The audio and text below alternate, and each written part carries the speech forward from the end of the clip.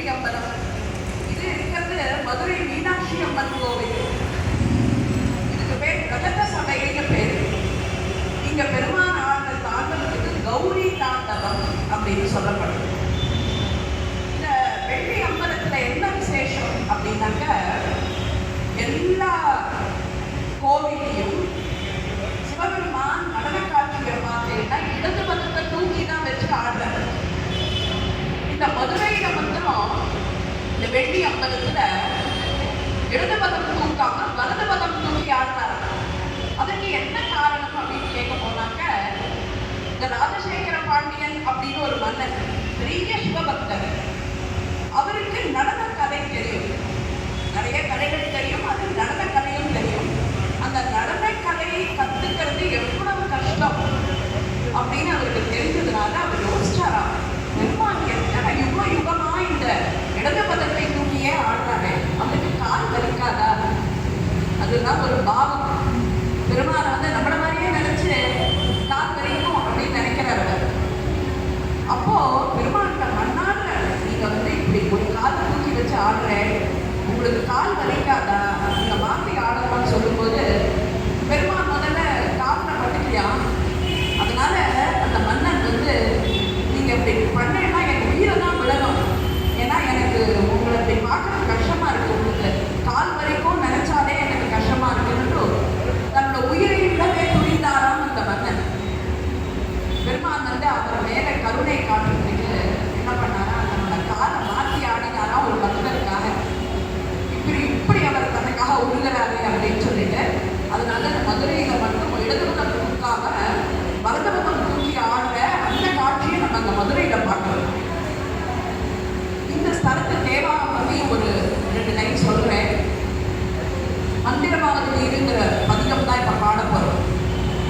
இந்த மந்திரமாவது நீருங்கிறது நிறைய பேருக்கு தெரிஞ்சிருக்கும். திருநீற்று பதிகம்னு பேரு, ரொம்ப மகத்துவமான பதிகம்.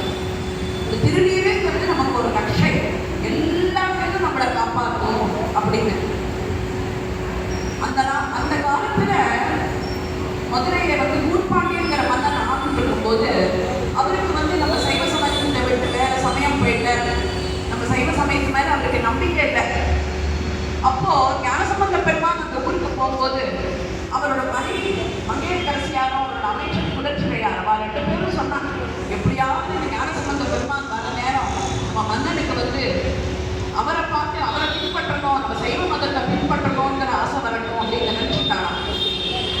அப்போ அந்த மற்ற சமண சமயத்தை சேர்ந்தவர்கள் என்ன பண்ணியிருக்காங்க, மன்னன்கிட்ட போய் சொல்லி இந்த ஞானசம்பந்த பெருமான் வந்திருக்கார், அவர் மனத்துக்கு தீ வச்சு விடலாம், அப்பா அவ திரும்பி போயிடுவா அப்படின்னு சொன்ன உடனே அந்த மன்னனை ஒத்துட்டார்.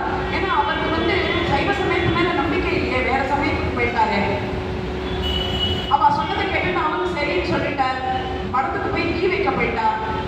அப்போ அந்த அடியார்கள் எல்லாம் ஓடி ஞானசம்பந்த பெருமான் சொல்றார், நாங்க நமச்சிவாய மந்திரம் சொல்லிட்டே இருந்தோம், எங்களை ஒண்ணுமே பண்ணல, இந்த தீ ஆனா ஒன்றும் பண்ணல, ஆனா இப்படி வைக்கிறது தப்பு இல்லையான்னு நினைச்சிட்டோம்.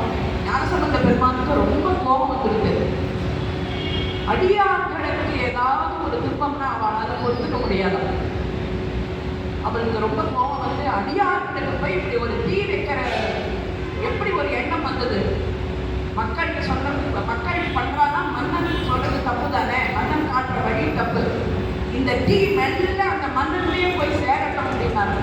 ஏன் மெல்ல அப்படின்னு சொன்னாரா, ஏன்னா மங்கையர்க்கரசியாரோட மனைவி இருக்காளே, மன்னனுடைய மனைவி, அவர் பெரிய சிவபக்தை, சைவ சமயம் தழைக்கணும்னு அவளும் அந்த குலச்சிறையாருங்கிற அமைச்சரும் அப்படி பாடுபடுறார்.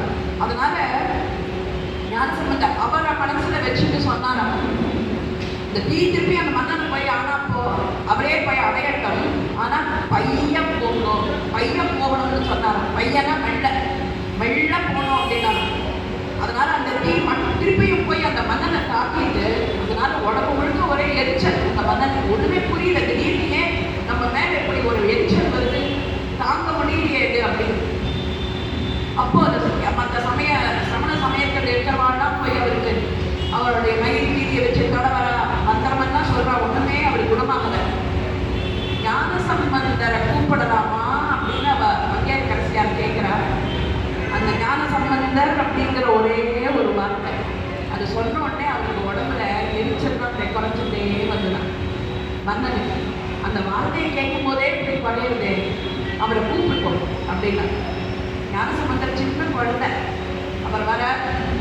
வந்த உடனே இந்த மாதிரி மன்னனுக்கு இந்த தாங்க முடியல அந்த வலி, உடம்பெல்லாம் எரிச்சலா இருக்கு, நீங்க தான் அவருக்கு குணமாக்கணும் அப்படின்னு கேட்கும்போது அந்த விபூதியை எடுத்தாராம், இந்த கையில ஒரு தடவை தடவினாராம், அந்த எரிச்சல் அப்படியே அடங்கிடுதான்.